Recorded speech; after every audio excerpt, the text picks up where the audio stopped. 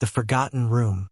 In a small, forgotten town on the edge of a dense forest, there stood an old house, abandoned for decades. Rumors swirled around it like leaves in the autumn wind. Locals claimed it was haunted, a place where shadows flickered in the corners, and whispers echoed through the halls. Most avoided it, but for Emily, curiosity was a powerful magnet. After hearing her friends spin tales of the house's ghostly inhabitants, Emily decided to explore.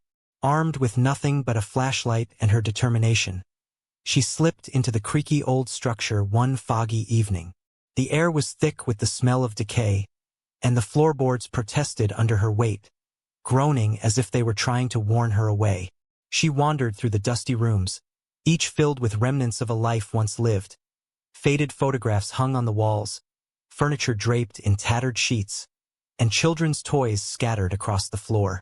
Yet one door at the end of a dimly lit hallway stood out. It was a plain door, but a feeling of unease wrapped around it like a vice. Ignoring her better judgment, she pushed it open. Inside was a room untouched by time, cloaked in a heavy layer of dust, as if it had been sealed away for years. The walls were lined with portraits of solemn-looking people, their eyes seeming to follow her every move. In the center stood an antique mirror, its surface tarnished but oddly reflecting the room as if everything was untouched by dust. As Emily stepped closer, she felt an inexplicable chill in the air. Tentatively, she reached out to touch the mirror, and at that moment, the room grew cold.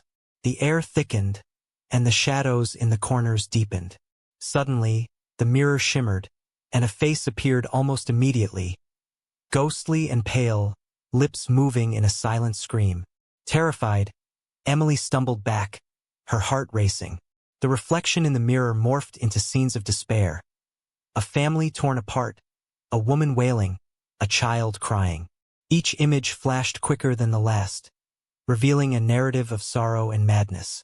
She felt the suffocating weight of grief pressing down on her, as if the room itself was alive with the echoes of its tortured past. In a frantic attempt to escape, she turned to flee, but the door slammed shut. Panic rose in her throat as she pulled on the handle, but it wouldn't budge. The whispers started then, soft and sorrowful, weaving through the air like a ghostly lullaby. "Help us, find us, free us," they crooned, chilling Emily to the bone. Realizing she needed to confront whatever this place was holding, she turned to the mirror once more.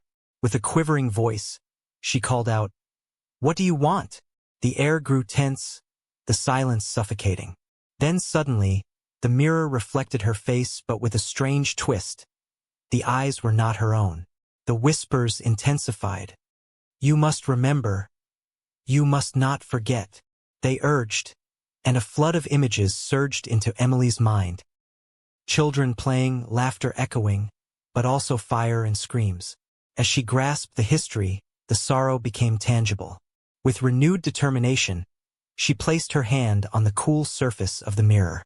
"I remember," she whispered, and in that moment, a wave of energy surged through her. The room seemed to contract and expand like a living thing, the whispers crescendoing into a desperate roar. The mirror shattered, glinting shards raining to the floor. The door flew open, and Emily bolted out, gasping for air as she stumbled into the night. As she escaped into the forest, the haunting whispers faded. But weeks later, she found herself drawn back to the town, the tales of the forgotten house echoing through her mind. With each story, she realized the truth of what she had witnessed. The spirits of a family once vibrant, now lost to time, trapped until their story was known. Emily decided then and there to share their tale, so they would never be forgotten again.